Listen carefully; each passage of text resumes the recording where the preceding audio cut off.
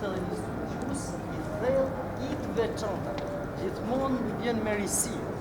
Pra nuk bën fotokopje të gjërave dhe nuk bën replika dhe paralelizma dhe konkurenca, siç bëjnë shpesh akademik të quajtur dhe profesor që veprat që i kanë bërë para 90 tash i mundohen të riparojnë në shtesa. Unë do ja jap fjalën me shumë kënaqësi dhe është kënaqësi që është edhe përfaqësues i imazhit shqiptar në Itali. Dhe ambasadori i imazhit shqiptar dhe ambasadori i paqes. Fjala për Faleminderit edhe mirë se keni ardhur që të gjithë. Më bëhet qefi, domethënë. Do t'ju thoja që Leo Freundlich ishte i panjohur për brezat në Shqipëri, e dinin vetëm disa studius. Kam parë dikur që e kishte përmendur në një libër të tij Nuri Dragoj, Ndjeri, i cili për pak të si kushtoi dhe jetën, përpara tentuan ta shtypnin në motor dhe pastaj ta vrisin edhe me makinë. Mund ta dëshmoj edhe i biri që është këtu. Vetëm sa i përmendi Leo Freundlich. Leo Freundlich është duhet ishte një nga njerëzit që një nga publicistët më të mëdhenj që historia ose publicistika shqiptare duhet ta kishte shprehur dhe duhet ta kishte nxjerrë me kohë. Nuk ta kishte nxjerrur studius dhe historian të cilët ishte pasionuar, nuk do të ditë domethënë në mënyrë sporadike, por ja që historia si thonë që është rrodhë dhe ajo rrotullohet. Edhe Leon e përmendim dhe e rikujtojmë akoma sot. Domethënë në këtë ditë Leo Freundlich është një austriak i cili familja e të cilit vjen nga jugu i Polonisë. Ai shquhet si studius, shquhet si publicist, si antropolog krimi dhe në Shqipërinë ai e njeh nëpërmjet studimeve të tij dhe për më tepër si politikan në ato vite në Austri ishte edhe komponent i fortë i Bundesratit, domethënë një këshillit të senatit austriak. Ai shqiptarët i kishte në zemër. Ai përmendte ato, njifte historinë, njifte historiografinë tonë, ishte pikërisht kishte lindur në vendin ku ishte kulmi i civilitetit, ishte Viena. Ai, domethënë, jeton krimet e 1913-s. Leo Freundlich, i cili përshkruan këto duke u bazuar tek të gjithë publicistët e kohës. Tani, natyrisht, për atë ne mund të flasim shumë, por ai shkruan këtë libër që ne e kemi tani, e sollëm për fatin e madh, e sollëm në nga gjuha gjermane e 1913-s, e sollëm në gjuhën shqipe. Domethënë Leo flet dhe shqip sot.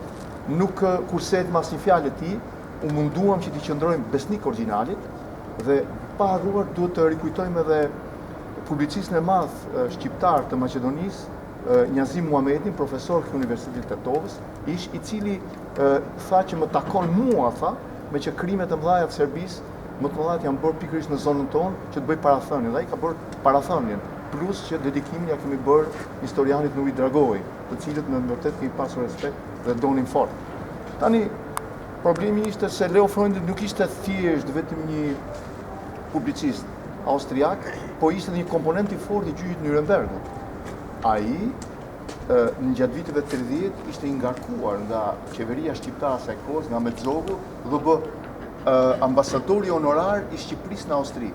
Por ama çuditërisht, ky ebreu austriak mbron interesat, historinë dhe identitetin shqiptar pikërisht në një nga vendet më civilizuar që kishte Europa, që kishte Viena.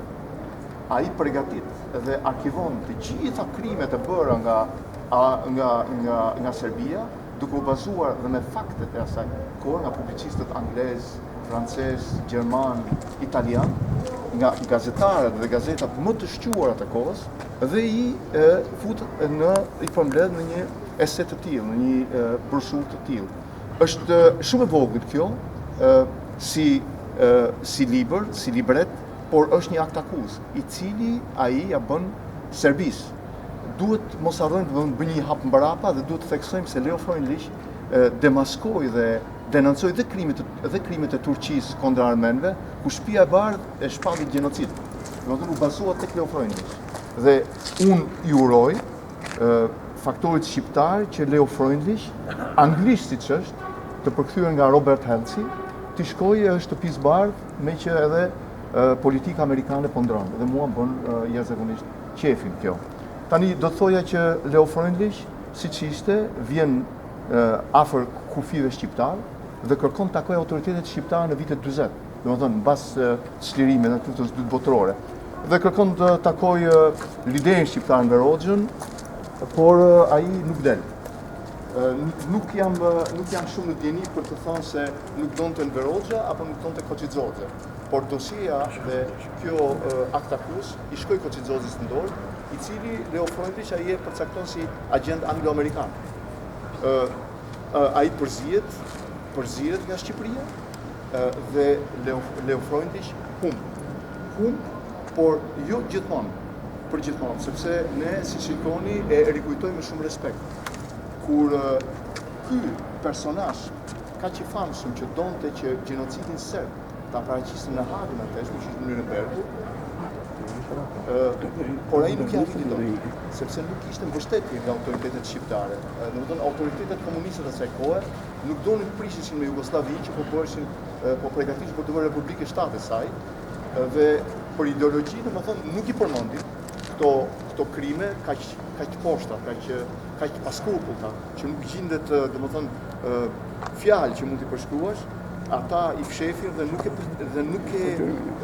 ju jeni dëshmitar gjithë që nuk e keni dëgjuar ndonjëherë Leo Freundlich që të përmendet në historinë e krimeve të Serbisë. Madje jo vetëm që nuk u përmend, por nuk u përmend kurrë, derisa një ditë ne na u rekomandua që përktheheni.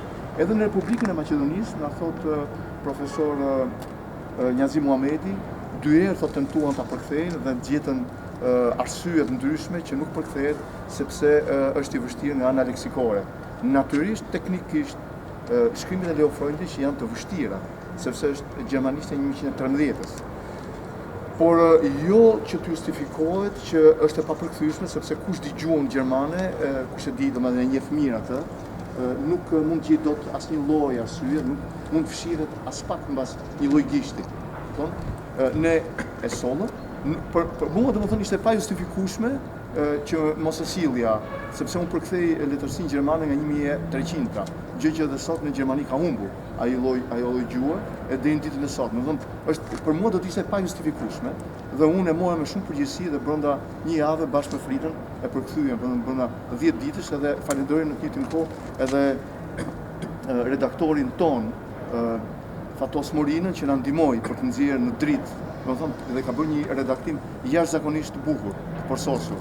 Tani do thoja që unë dua që siç thanë edhe shqiptarët e Maqedonisë dhe zonja profesoreshe Emine Shabani në Universitetin e Tovës, tha që tani tha për shqiptarët e Maqedonisë dhe Leo do flasi shqip dhe ata janë të angazhuar që këtë libër ta shpërndanë në gjitha trevat shqiptare.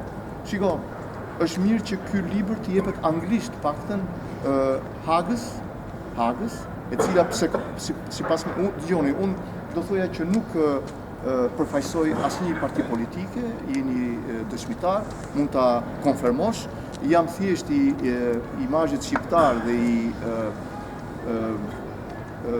ambasadori i paqes, nëse ma lejoni me të vërtetë mund ta shpreh, po unë them nga ana ime personale që të merresh, domethënë dhe të nxjerrësh dhe të dënohesh nga një institucion si Haga, një popull i cili është vrarë nga serbët, unë mund ta them pa frikë fare që është akti më imoral që mund të ekzistojë. Nuk ka brenda asnjë fije drejtësie. Ne di mirë që nuk mund të ndërtojmë dot me Serbinë një paqe që të zgjas, sepse si thon historianët e mëdhenj të botës që nëse ti e harron një diçka që ka ndodhur mbi tyja, ajo përsëritet përsëri. Kemi nga 1113-ta, kemi 1130-ën, 1940-ën, 1950-ën dhe në fund fare 1999-ën. Domethënë u përsërit disa herë. Domethënë që kjo u harrua. Dhe gjë më tupshme ishte se gjatë gjithë kësaj periudhe, gjatë gjithë këtyre dekadave, Leo Freundlich nuk përmend kurrë, por me rezervat mëdha, me rezervë shumë të madhe për arsye politike, për arsye nuk e di se si mund t'i them, nuk përmendesin shumë edhe krimet e Serbisë. Ai që i dha me të vërtet dërmën e fundit të Serbisë ishin aleatët tanë amerikanë. Kanë treguar që në 1900 me presidentin Wilson, i cili nuk kurseu asgjë për të na njohur dhe për të na është folur shumë pak mbi të dhe është folur shumë pak mbi Alliance for the Future, aleancën për të ardhmen, ku shqiptarët e thjesht nuk e dinë që ne me amerikanët kemi një aleancë jo të fshehtë, një aleancë të hapur, që kush prek të shqiptarët, amerikanët nuk do rrinin kur pa reaguar. Dhe të gjithë të perëndimore që bombarduan në 1999-ën Serbinë, nuk e di se domethënë vepruan në mënyrë të vullnetshme apo gjysmë të vullnetshme, ata e bombarduan Serbinë sepse Serbia rreth parë e bombardoi demokracia më e madhe e botës. Domethënë ishte fitoria e të mirës mbi të keqen. Pastaj regjimi fashist serb nuk ka domethënë përshkrimi që mund ta 300.000 të vranë në Bosnjë-Hercegovinë, me qindra mijëra të vranë në gjithë Jugosllavinë, dhe sot Europa këto i harron, por mbi të gjitha harrojnë edhe shqiptarët këtë lloj ngjarje, këtë lloj genocidi që u bë mbi ta. Sot kemi politikën shqiptare e cila kërkon të formojë mini Schengenin me Serbinë, pa nxjerr domethënë do ndërtoj një paqe e cila nuk ka bazë. Ne tham pra që pa drejtësi nuk ka paqe. Dhe në qoftë se nuk do ketë një diçka tjetër, nuk do ndërtohet në këtë lloj sensi, atëherë ne me këto shtete fqinj, të cilët nuk kemi përmendur edhe grekët tu, nuk do ketë ardhme. Prandaj problemi është se kur do përmendim Hagën mbi ato që po ndërmerr kondra UÇK-s, duhet në radhë parë një herë t'i përmendim Hagës se ishin vetë ushtarët hollandez që vranë që shikonin dhe ishin prezent në përdhunime, vrasje, plaçkitje nga gjitha anët, të cilët nuk reaguan dhe nuk u folën kurrë. Dhe e mbajtën të fshehtë në kohën moderne ato që ka bëri Serbia. Imagjinoni ju si mund të besojmë Hollandës, kur ata ishin në krah të Serbisë, sot kur ata kërkojnë domethënë ti akuzojnë edhe UÇK-n ta përcaktojnë si kriminale ose si njerëz që kanë kryer që u mbrojtën, që e psuan edhe ta përcaktojnë si organizatë kriminale. Sepse këtu do të arrijë Haga, domethënë këtu do të arrijë Serbia me gjithë Rusinë, që të përcaktojnë UÇK-n si organizatë kriminale. Domethënë Kosova nëse u luftuan pati në bazë domethënë në një organizatë dhe një ushtri kriminale si UÇK-ja. Kjo nuk do ndodhi sepse unë jam i sigurt dhe shumë i sigurt që politika do ndryshojë, erat e politikës europiane do ndryshojnë dhe do shikoni që një ditë do dalë e vërteta në shesh. Ju faleminderit, nderuar Gjoka. Faleminderit.